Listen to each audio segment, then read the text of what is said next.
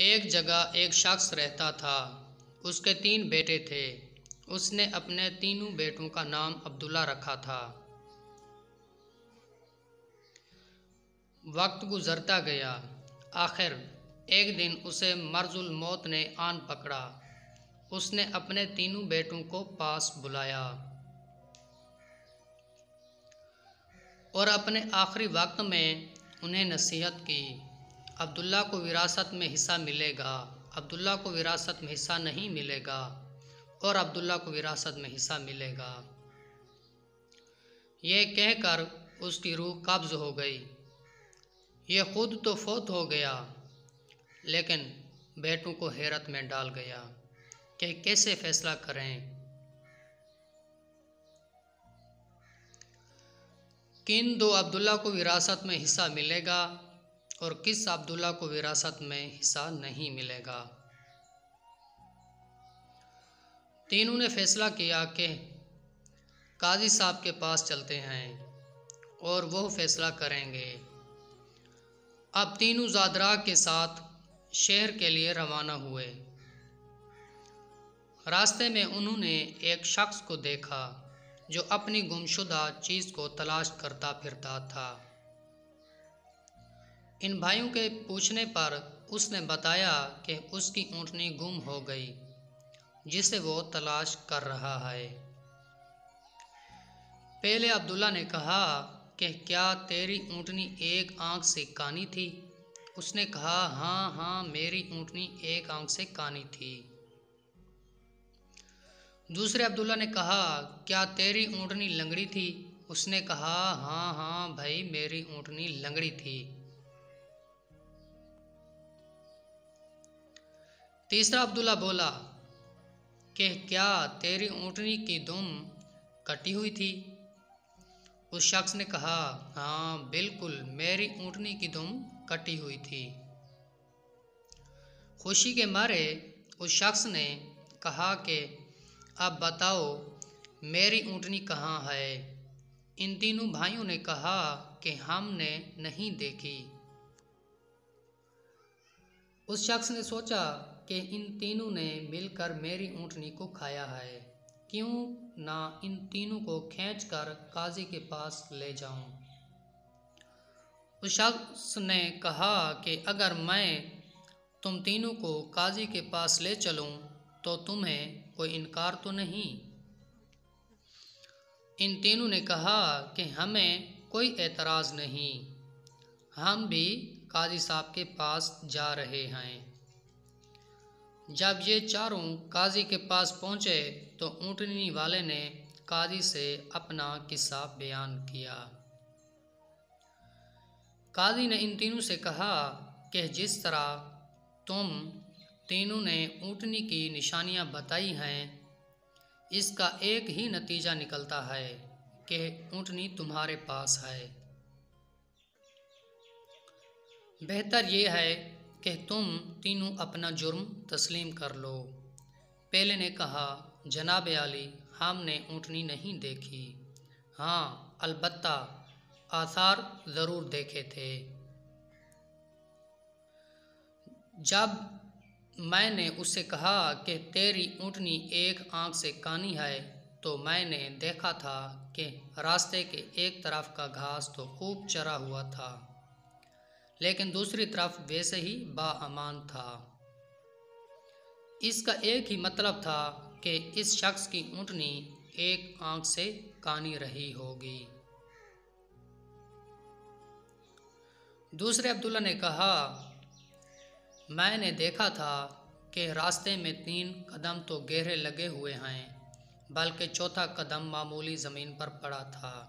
इसका एक ही मतलब बनता था कि ये जानवर लंगड़ा भी था।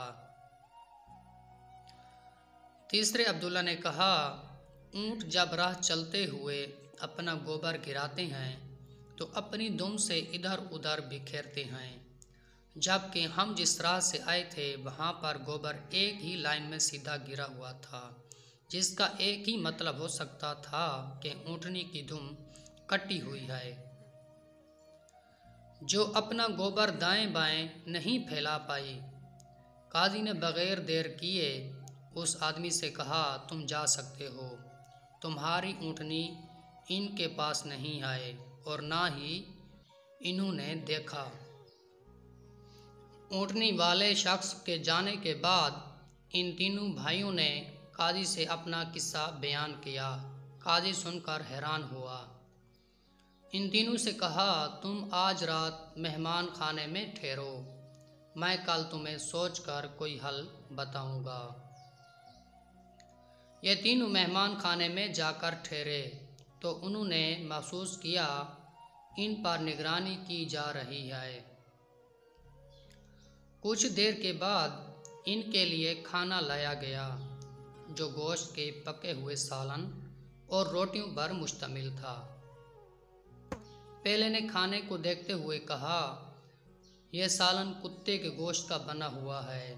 दूसरे ने कहा, रोटियां जिस औरत ने पकाई हैं वो हमल से और पूरे दिनों से है। तीसरे ने कहा, यह काजी हराम की औलाद है। बात काजी तक जा पहुंची।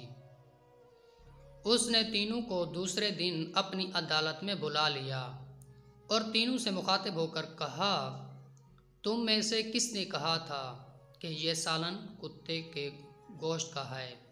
पहला बोला, मैंने कहा था। काजी ने बावर्ची को बुलवा कर पूछा तो उसने एतराफ़ किया कि पकाने को कुछ नहीं था, तो मुझे शरारत सूझी और मैंने कुत्ता मारकर इसका गोश्त पकाया और इनको खाने के लिए भिजवा दिया।